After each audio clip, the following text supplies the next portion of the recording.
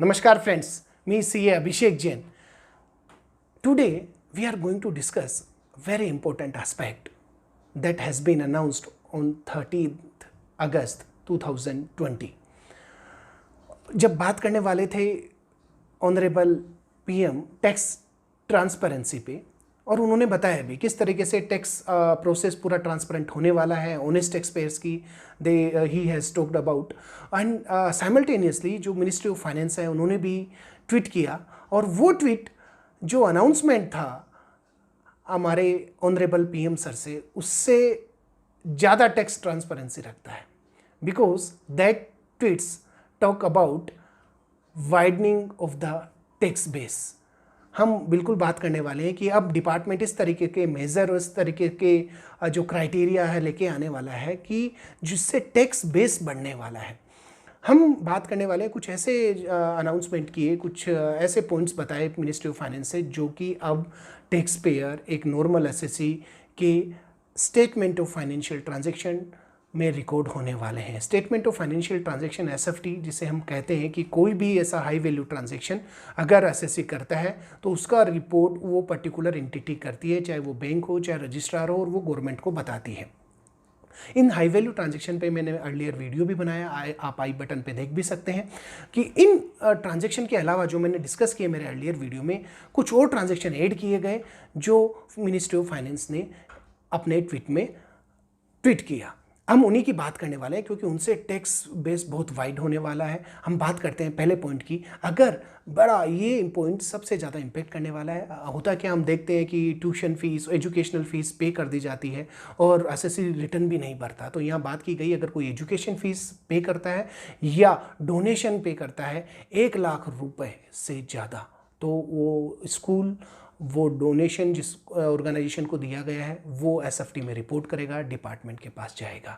दूसरी हम बात करने वाले हैं होटल बिल। अगर कहीं आप रुके, होटल का बिल 20,000 से ज़्यादा है तो वो होटल रिपोर्ट करेगा इस बात की। थर्ड हम बात करते हैं purchase of jewellery, marbles, painting, जो 1 लाख से ऊपर अगर परचेज हुआ है तो ये भी रिपोर्ट होने वाला है। लाइफ इंश्योरेंस प्रीमियम ओवर 50,000, ये भी रिपोर्ट होगा। पेमेंट ऑफ प्रॉपर्टी टैक्स, अगर प्रॉपर्टी टैक्स पेमेंट हुआ है, अगर किया है किसी भी पर्सन ने और वो 20,000 से ज़्यादा पर एनम है तो वो भी रिपोर्ट होगा। इलेक्ट्रिसिटी कंजम्पशन अगर 1 लाख से ज़्यादा है पर एनम, वो भी उस एसएससी का रिपोर्ट होने वाला है। नाउ अब हम बात करते हैं हेल्थ इंश्योरेंस प्रीमियम की। अगर 20,000 से ज़्यादा रिपोर्ट हुआ है, किया है हेल्थ इंश्योरेंस पे प्रीमियम इनकर, तो वो भी रिपोर्ट होने वाला है। उसी तरीके से करंट अकाउंट में अगर डिपॉजिट है 50 लाख से ज़्यादा, that will also get reflected in SFT. And then non current account में अगर डिपॉजिट हुआ है अबाउट 25 lakhs, वो भी रिपोर्ट होगा SFT में। Then domestic business class air travel जो है और फॉरेन ट्रेवल जो है उस पर भी निगाहें रखी जाएगी SFT में रिपोर्ट। अभी यहाँ पे कोई पर्टिकुलर अमाउंट का क्राइटेरिया नहीं दिया, हम देखते हैं कि आगे शायद कुछ क्लैरिफिकेशन आए। देन कुछ शेयर ट्रांजेक्शन, डीमेट अकाउंट्स और बैंक लॉकर, जी हाँ बैंक लॉकर से रिलेटेड भी एसएफटी में जाने वाला है। या तो बैंक के लॉकर के काउंट आएंगे एसएससी वाइज, या हो सकता है कुछ पर्टिकुलर क्राइटेरिया लेके आए जो एसएफटी में रिपोर्ट होगा। ये सारे जो क्राइटेरिया हैं ये एसएफटी में रिपोर्ट, इसका मतलब ये नहीं है कि आपके ऊपर कुछ इंक्वायरी आ गई है एसएफटी में रिपोर्ट होने का मतलब।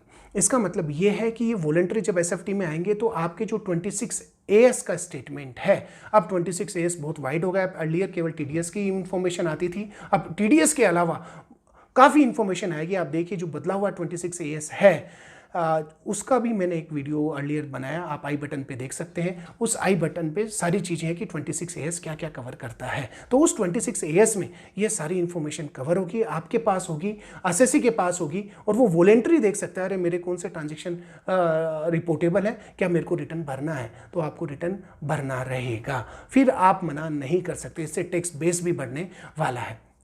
इसके अलावा कुछ रिटर्न फाइलिंग की कंपलसरी बताई गई गवर्नमेंट ने कि filing of return by a person having bank transaction over ₹30 lakhs, right. तो उनके लिए रिटर्न ऑफ फाइलिंग जो पर्पस है, कंपलसरी फाइलिंग ऑफ रिटर्न करने वाले हैं।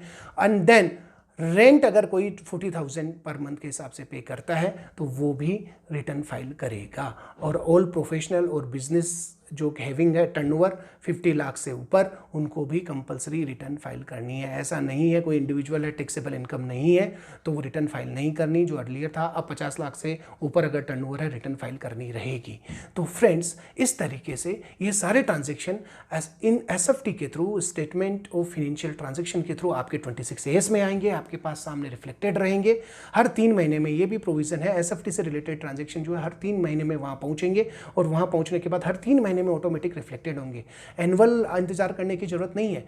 तो आप इन सब चीज़ों का बिल्कुल ध्यान रखें, क्योंकि जो ये टैक्स बेस है बढ़ रहा है और अगर आप इनको रिस्पॉन्ड नहीं करते, अगर आपकी लायबिलिटी या रिटर्न भरना है तो भरना पड़ेगा, अदरवाइज अदर कॉम्प्लिकेशन आने वाले हैं। तो friends, stay tuned with me. Thanks a lot for watching this video. अगर आपको ये वीडियो पसंद आया हो तो please like and subscribe our YouTube channel. Stay tuned. Thanks a lot.